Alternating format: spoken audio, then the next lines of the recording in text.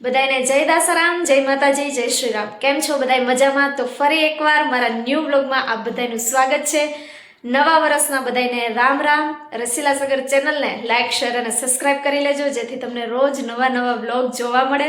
તો વાગી ગયા છે અને હું ઉઠી હતી 6 વાગે, પણ રિયાઝ કરવામાં મારે થોડુંક મોડું થઈ ગયું હતું। 6 થી 8 વાગ્યા સુધી મેં રિયાઝ કર્યો અને આજે મેં રિયાઝ તાનપુરા ઉપર કર્યો, કારણ કે મારું હાર્મોનિયમ જે છે એ થોડુંક બસુરું થઈ ગયું છે અને હાર્મોનિયમને આજે મારે ટ્યુનિંગ કરાવવા માટે મેં દાદાને બોલાવ્યા છે। દાદા આજે હાર્મોનિયમ ટ્યુનિંગ કરવા આવે છે। દાદા રહે છે લગભગ હાજી ડેમ ચોકડીની ઓલી બાજુ રહે છે દાદા, તો ત્યાંથી મેં દાદાને બોલાવ્યા છે। તો આજે તમને મારા બ્લોગમાં હું હાર્મોનિયમ કેવી રીતે ટ્યુનિંગ થાય એ બતાવીશ, તો તમે બ્લોગમાં બન્યા રહેજો।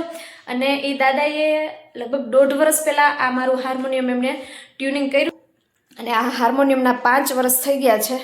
5 વર્ષમાં 1.5 વર્ષ પહેલાં ટ્યુનિંગ થયું અને પાછું આજે ટ્યુનિંગ થશે। અને દાદાને લગભગ ઝાઝા વર્ષનો અનુભવ છે અને કેટલા વર્ષનો અનુભવ છે એ દાદા આવે પછી એમને પૂછીએ, તો તમે બન્યા રહો।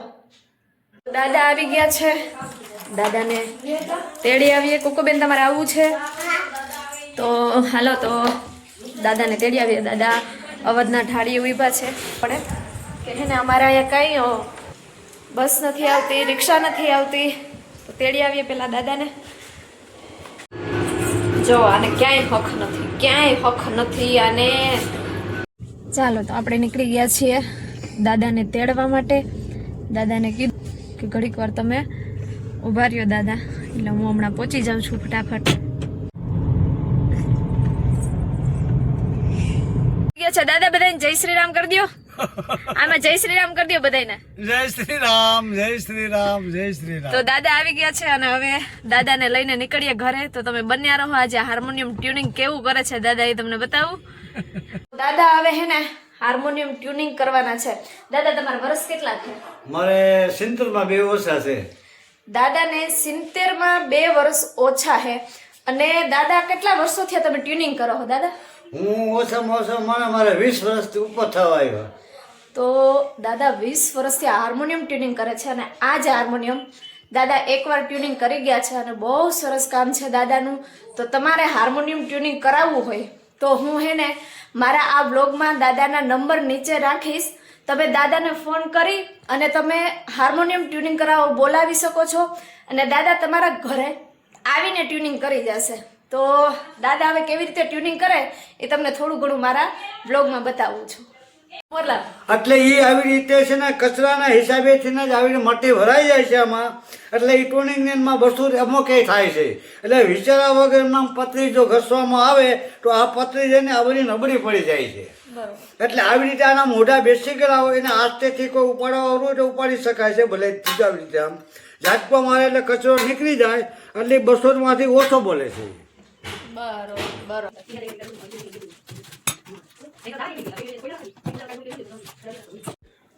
તો જો આવી રીતે ટ્યુનિંગ થાય છે હાર્મોનિયમ।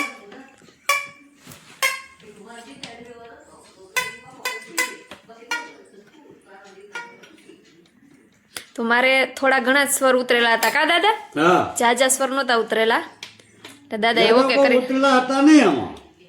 એક છે ને એનિયનમાં ફેર હતો, સમજ્યા ને? E C C E D E F G G A અને એફ, બરોબર। એ પની અંદરમાં આવે છે ઉત્તરમાં, પછી માદીની અંદરમાં આવે છે, માદીની અંદરમાં સી છે, બીજી કોમળ આવે છે ઈ। તો આવી રીતે હાર્મોનિયમ ટ્યુનિંગ થાય છે। છે ને બેનજી, માદીનો એક ટૂર અહીંથી જઈ ખંડિત થઈ ગયો, પણ નેટ કરતા હું વગાડતા નથી, બરોબર? હા, તાર સપ્તકમાં નથી વગાડતી, બરોબર। હા હા, અહીંથી ખરી ગયો છે, હા, એટલે બહુ મોડો શીખ જેવો વાગે ઈ, બાકી ખાસ આની કોને ઉપડે નહીં। દાદા એક વસ્તુ મને ફિટ કરી દે છે।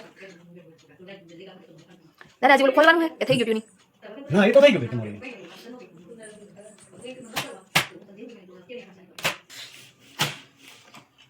રેડી દાદા,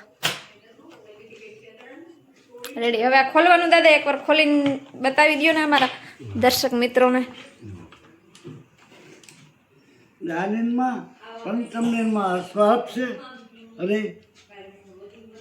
મીડિયમ છે ને કામ છે ને બધું ઘાસ કલાસ કરેલું છે આમાં કાંઈ બીજો ફેરફાર છે નહીં હવાય હારી છે હા બરોબર. બધું પેટર્ન હવા બરોબર છે ને? હવા બરોબર છે હવા જે બધી ઢગલા બંધ છે ઈ. વાહ. આ લેનમાં બધી કોઈ પતરી ખંડિત થઈ છે નહીં એટલી બધી ઘસાયેલી કે છે નહીં વાહ. બધી પટ્ટી સારી છે ઓકે દાદા, ચાલો તમારું હાર્મોનિયમ સરસ મજાનું દાદાએ ટ્યુનિંગ કરી દીધું છે.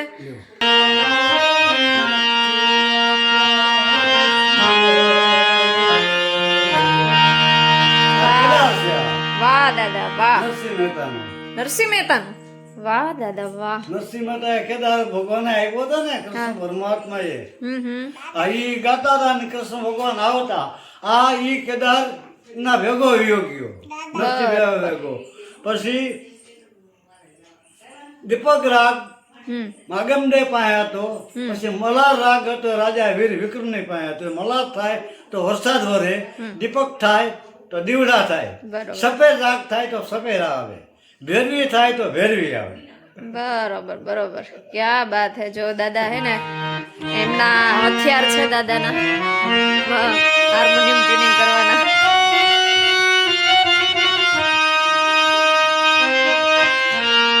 ક્યાં બાત હે દાદા, ક્યાં બાત હે. તો જોયું તમે હાર્મોનિયમ આવી રીતે ટ્યુનિંગ થાય છે અને દાદાનું કામ બહુ ઊંચું છે. એક બારીકાઈથી અને સરસ રીતે એ છે ને હાર્મોનિયમ ટ્યુનિંગ કરે છે એટલે મને વધારે ગમે છે. એટલે હું દાદાનો ફોન કરી અને દાદાને અહીંયા ઠેઠ બોલાવું, તેડવા જવા પડે તો તેડ્યા હોય પણ ત્યાંથી અહીંયા બસ આવે છે એટલે હું દાદાને બોલાવી લઉં છું. ચા બેન કાંઈક કહે છે. હું કહે છો બેન દાદાને?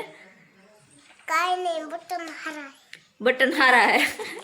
એને બટન ન કહેવાય. સ્કેલ છે જો આપણે સ્ટાન્ડર્ડમાં રાખી. આપણા સ્ટાન્ડર્ડમાં આપણી 1 2 3 4 5 6 7 9 10 11 સ્કેલ છે આપણે 11 સ્કેલનું છે. આપણે 11 સ્કેલ નો હાર્મોનિયમ છે એટલે આપણે લાઈન છે સ્ટાન્ડર્ડ રાખીએ ચાર એટલે લાઈન છે 11 સ્કેલ છે અને બે નર છે આપણે હા બે નર છે અને એક માદી છે ખરી નથી આપણે બે નરની નાન છે એટલે બે આ નારી છે આપણે આ એક જ બાળક છે અમને બેબડી આ એક જ છે બરોબર બરોબર.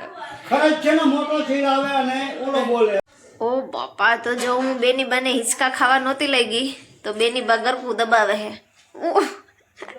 રે સુડી કા ગરકો કા દબાવસ? આ હિંચકા ખાવાનું. હિંચકા ખાવા માટે. તો મેં આગળનો વ્લોગ બનાવ્યો તો એમાં બેનને હિંચકા ખાવા હું નહોતી લઈ ગઈ. જે મિત્રો હું રસલાલ સકા જે મિત્રો મારો હાવ છે હાવ. તો કેવો લાગો વ્લોગ? હું ગોગડા વારવા માંડી બેન. તો વ્લોગ કેવો લાગ્યો એ જરૂરથી કહેજો. વ્લોગને લાઈક શેર અને સબસ્ક્રાઈબ કરી દેજો. મળીએ પાછા નવા વ્લોગમાં. ત્યાં સુધી બધાને જય દાસારામ, જય માતાજી, જે મિત્રો જય શ્રી રામ. જય મિત્રો નહીં, જય શ્રી રામ. જે મિત્રો તો અમારો વ્લોગ બધાય જોજો કે બ્લોગ બધાય જોજો એટલે અમારી ચેનલ વેલેરી મોનેટાઈઝ થઈ જાય. અને ચેનલ મને થઈ જાય. આવજો, આજો બાય બાય. Bye bye. મળીએ પાછા નવા વ્લોગમાં. મને પસંદ ના મોકલા. જય દાસારામ. Bye bye.